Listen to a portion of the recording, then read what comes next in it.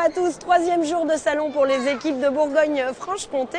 Dans l'actualité aujourd'hui, c'est toujours le mécontentement du côté des producteurs laitiers, portrait croisé de jeunes agriculteurs. Le bal des politiques a repris ce matin sur le stand des jeunes agriculteurs comme ailleurs, mais sans heurts ni insultes.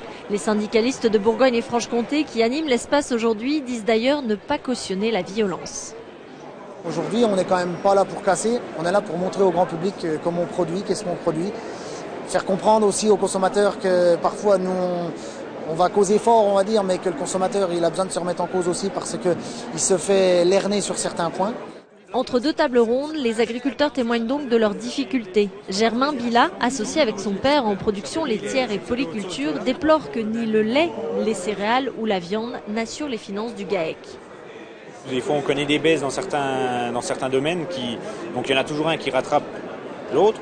Aujourd'hui, on est à un stade où il n'y a aucune filière qui est rémunératrice. Sur le stand bovin où les vaches se reposent du concours de la race Montbéliarde, les vainqueurs de prix d'hier sont à nouveau des éleveurs en colère. On a la fierté d'amener une vache au salon. On est content de notre métier. Mais quand on voit que le prix du lait, ce qu'il est payé, en lait standard, c'est inadmissible.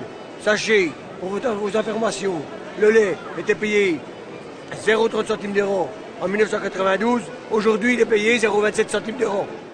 Le lait standard se vend à prix très bas. Le lait à compter, lui, bien mieux. Les éleveurs de l'AOC ont conscience de leur chance et manifestent comme ils peuvent leur solidarité à l'égard de leurs collègues. On est privilégiés, c'est vrai qu'on ne manque pas de le dire. Maintenant, il faut rappeler aussi que ça ne s'est pas fait du jour au lendemain. C'est le fruit de beaucoup de travail pour construire toute cette filière, pour affirmer cette qualité. Un modèle économique et géographique qui ne peut inclure tout le monde, mais qui pourrait inciter d'autres producteurs de lait à se réorganiser pour mieux vivre demain. Après les vaches, les chevaux, notre franc-comtois en goguette aujourd'hui est chef de piste sur le ring équin.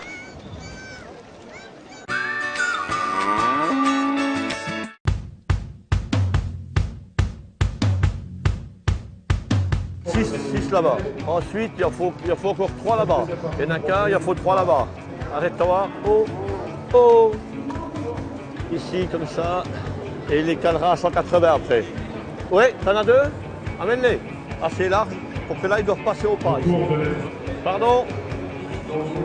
On est chef de piste. On met en place les épreuves. Il y a des obstacles à passer. On les calibre, on les met en place. Et après, on les fait valider par le jury.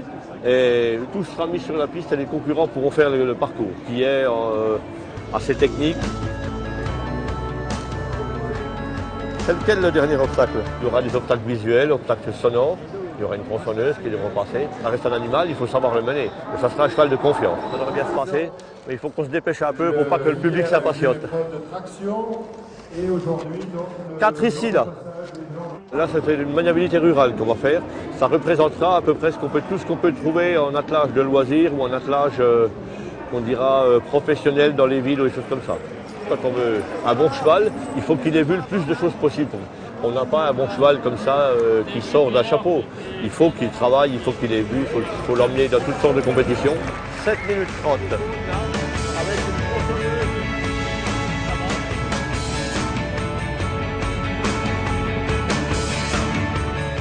Nous, on fait cheval du matin au soir et soir au matin. Et puis tous les jours, du 1er de l'an jusqu'au 31 décembre, on est dedans. Oui, mais ça, c'est pas lassant quand on aime. Tu vois Amélie, je pense que le salon du fromage, c'est le meilleur endroit pour faire une première bataille. Tu voudrais dire une bataille Bourgogne contre Franche-Comté? En matière de fromage, la Franche-Comté va gagner. Alors ça, c'est ce qu'on va voir.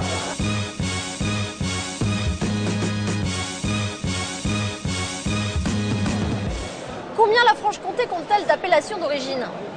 Alors la Franche-Comté est riche de 4 appellations d'origine majeures, puisque le concept d'appellation d'origine est né en 1935 et le Bleu de Gex au Jura, au sens du droit, a été le premier fromage à obtenir effectivement son appellation d'origine.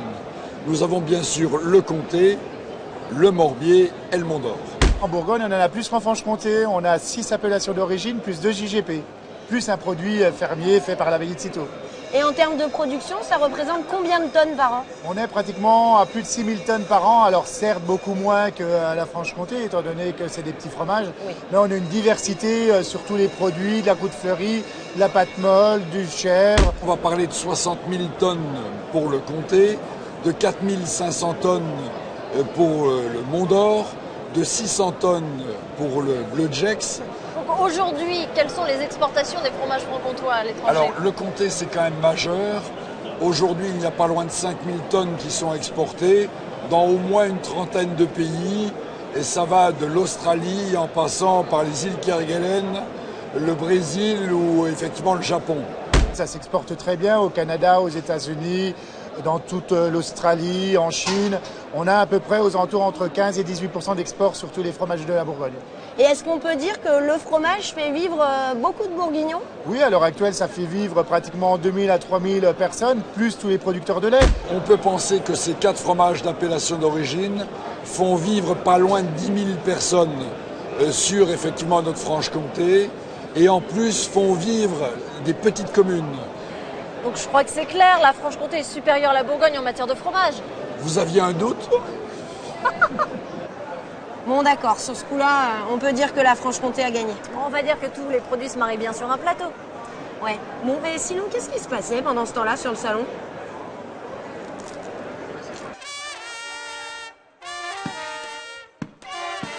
Les Basques, comme à leur habitude, mettent l'ambiance grâce à leurs bandas.